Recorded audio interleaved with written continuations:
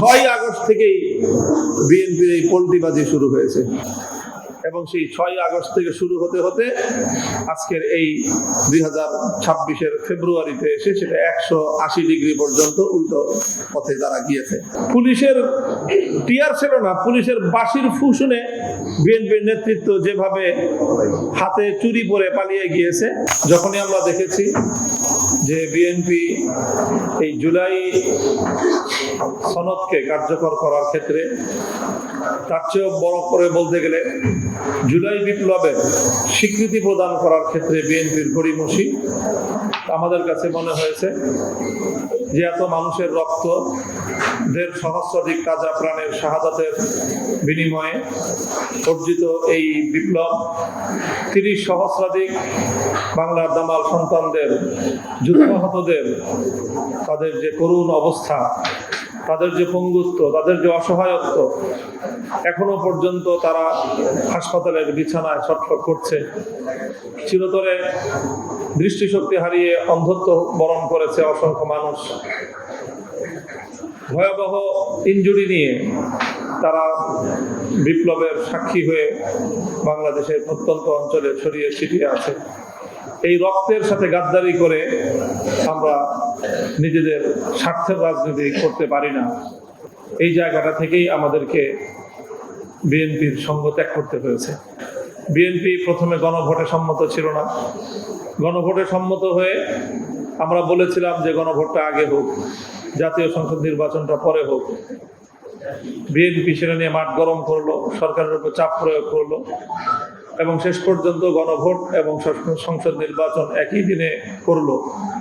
তখনই আমাদের মনে শঙ্কা ছিল যে বিএনপি এই জাতীয় দুরভিসন্ধি আনতে পারে এবং আমাদের নির্বাচনের পরে আমাদের শঙ্কা বাস্তবায়িত হলো এবং বিএনপি ইউটার্ন নিল, বিএনপি পল্টি মারলো। এক কথায় বলতে গেলে বিএনপি জুলাই বিপ্লবকে ভুলে যেতে চায়। শুধু ভুলে যেতে চায় সেটাই নয়, বিএনপি ভুলে যেতে চাইলে ততটা সমস্যা ছিল না। বিএনপি জুলাই বিপ্লব এবং গণ অভ্যুত্থানের কথা জাতিকে ভুলিয়ে দিতে চায়। কেন ভুলিয়ে দিতে চায়? কারণ এই জুলাই বিপ্লবের সফলতার অপর পৃষ্ঠে একই সাথে অঙ্গাঙ্গিভাবে জড়িয়ে আছে বিএনপির নেতৃত্বের ব্যর্থতার এক করুণ ইতিহাস।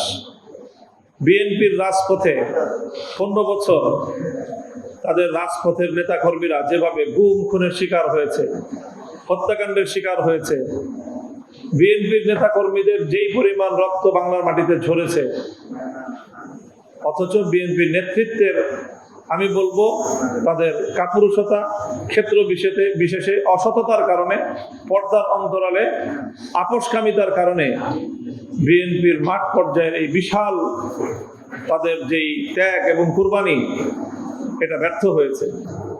যেই জনতা নিয়ে 2024-এর জুলাই মাসে বিপ্লব হলো, অভ্যুত্থান হলো, 5ই আগস্ট ফ্যাসিবাদ পালিয়ে যেতে বাধ্য হলো, এদেশের মাটি এবং এদেশের মানুষ সেই বিপ্লবের জন্য তো প্রস্তুত ছিল 2023 সালেও।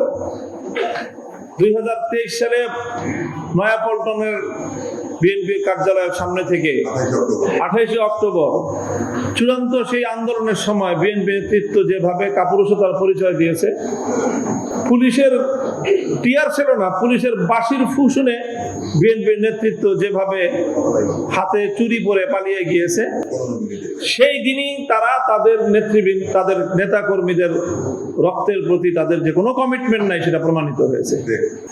এবং সেই জনতাকে নিয়েই 2024 সালের জুলাই বিপ্লব হলো, 5ই আগস্ট ফ্যাসিবাদের পতন ঘটলো। তো কাজী 5ই আগস্টের এই পতনে বিএনপি নেতৃত্বের এই ব্যর্থতার এই চিত্র অত্যন্ত উৎকটভাবে জাতির সামনে প্রমাণিত। বিএনপি এই ব্যর্থতার ইতিহাস মুছে ফেলতে চায়।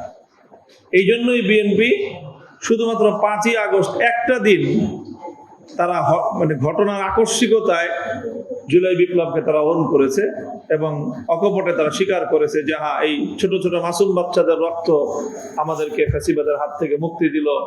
কান্না করে ফেলেছিলেন রুহুল কবির রিজভী সাহেব সহ ওনারা। আর 5ই আগস্টের রাতের বেলায় শুয়ে শুয়ে তারা চিন্তা করেছে যে আজকে যে আমরা এইভাবে জুলাই বিপ্লবকে স্বীকৃতি দিলাম হলো। তারপরে ওই রাতের বেলায় তারা নিয়েছে যে এইভাবে বিপ্লবের ছাত্র জনতাকে এইভাবে ক্রেডিট দিলে আমাদের নেতৃত্বের যে ব্যর্থতা সেটা প্রকারান্তরে স্বীকার করে নেওয়া হয়। 6ই আগস্ট থেকেই বিএনপির এই পল্টিবাজি শুরু হয়েছে এবং সেই 6ই আগস্ট থেকে শুরু হতে হতে আজকের এই 2026-এর ফেব্রুয়ারিতে এসে সেটা 180 ডিগ্রি পর্যন্ত উল্টো পথে তারা গিয়েছে। ইউএফটি ফার্স্টের সাথে ট্রেড করুন যে কোনো জায়গা থেকে, ক্যাম্পাসে ক্লাসের ফাঁকে, ঢাকার জ্যামে বসে কিংবা ঘরে বসে। ট্রেডিং এখন হাতের মুঠোয়, তাই ট্রেড করুন যখন খুশি যেখানে খুশি।